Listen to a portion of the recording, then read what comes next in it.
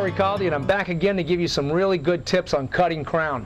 Today we're going to cover fancy crown. What I mean is making a little bit extra cuts to get that same 90-degree turn. Let me show you what I'm talking about.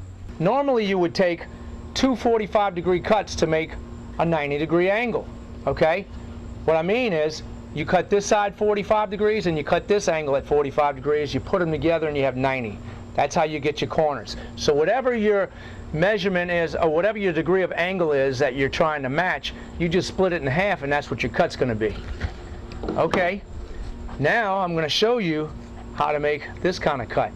And it's not that hard. All you're doing is dividing it up. So instead of making two 45-degree angles, I'm going to cut four 22.5-degree angles. And your saw is already set for stuff like that. Those are very common cuts. It's really easy to do. It's just a little bit tedious putting these together. So it's a little bit more for the advanced user.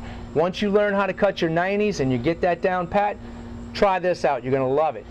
One thing I would suggest when you're making these little tedious cuts is get yourself a pin nail gun. I always use pin nail guns on any cabinet job I do because I don't like to have holes or dents in the wood where you're pushing that pin in. This, you have two triggers. You have one that pulls back and this one shoots. So that way you don't have that safety that you have to push down and dent your wood. Okay, this, you just pull this and shoot. So I could shoot it from here if I wanted. You have to be careful with it. But it shoots a tiny, tiny little nail. Check that out. It doesn't even have a head on it. So when I put these holes in there, you can't even see them. It looks great from the ground, or even when you're up close to it. That's what they use to make a lot of cabinet doors. So get yourself a little pin nail gun. They have different size nails for it. I use 1-inch nails when I'm putting crown on. First thing you want to do is get you a 22-degree cut right here.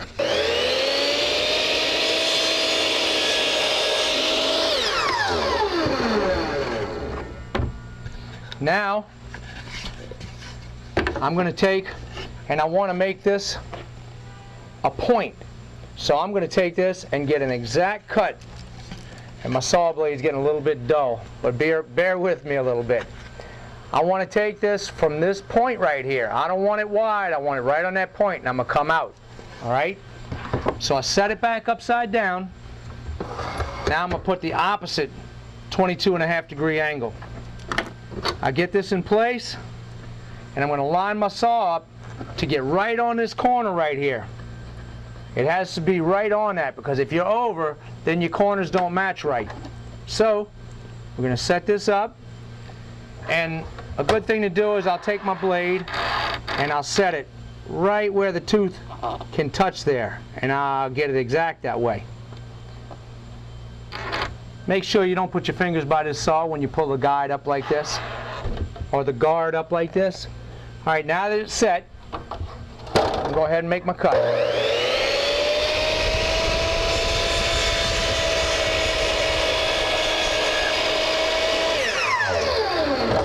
I made that cut exceptionally slow because my blade is a little bit dull.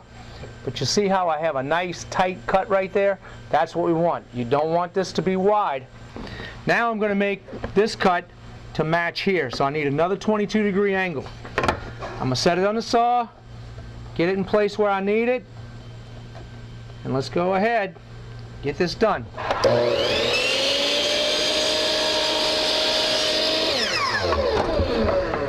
I have this cut, so now I need to make this side a cut. Once I have these cut, I'm just going to cut this in half and show you how they match. Go back to 0.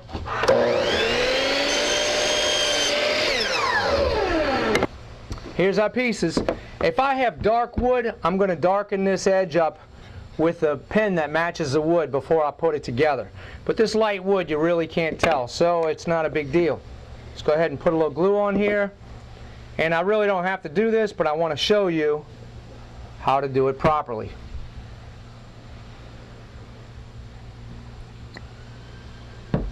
Okay, we'll do our first piece.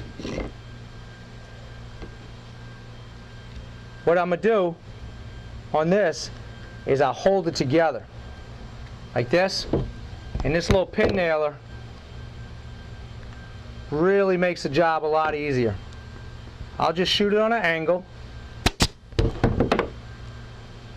Got one in, and I'm going to shoot another one right. Don't put your fingers right behind there because it'll sting. Now, I'm going to put this angle on. You see how easy it is once you line it up? I get it perfectly lined up. That wasn't too bad, was it? Now we're going to do a little transition cap. What I'm going to do is get rid of this exposed end and finish it, so if it goes off into a wall that keeps running, you have a nice look on this end. First thing I want to do is make a 45-degree cut right here. And this is going to be an outside cut.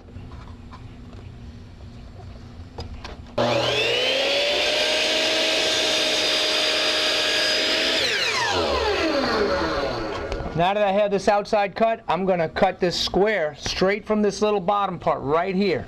I always check my blade to make sure it's in the exact spot when I'm doing something intricate like this. When it's critical, you want it in the exact spot. I'm just doing a straight cut.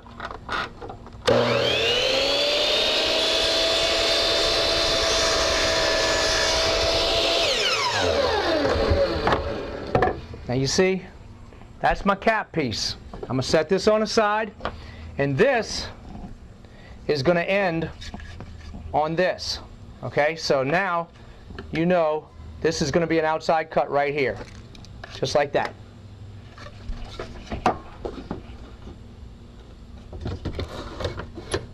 And put it at a 45-degree angle.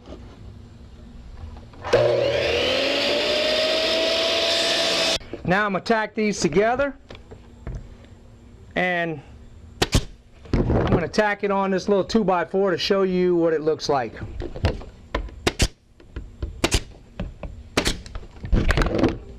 There's my finished piece. You see how it gives a nice transition on the wall? Hey, don't take off yet. I got one more thing to show you. Now, we're going to go into a little bit of coping, all right? Coping involves a small saw that can make intricate little cuts. Okay, this is a very inexpensive saw. You can buy them in any one of the home improvement stores for about $8 or $10. Okay, what I'm going to do is make an inside cut on here, and then I cut the meat out. It's simple. I'm going to show you exactly how to do it. Once you do that, let's pretend this is one corner and it's flat. I want to meat into it. So I'm going to take this and make the opposite cut and cope it to where this molds onto here, and I'm not going to have to make a 45-degree angle cut on that piece. First thing I want to do is make this an inside cut. Of course, it's going away from my length of wood. It's an outside cut. I want to make an inside cut, so I'm going to cut into that length.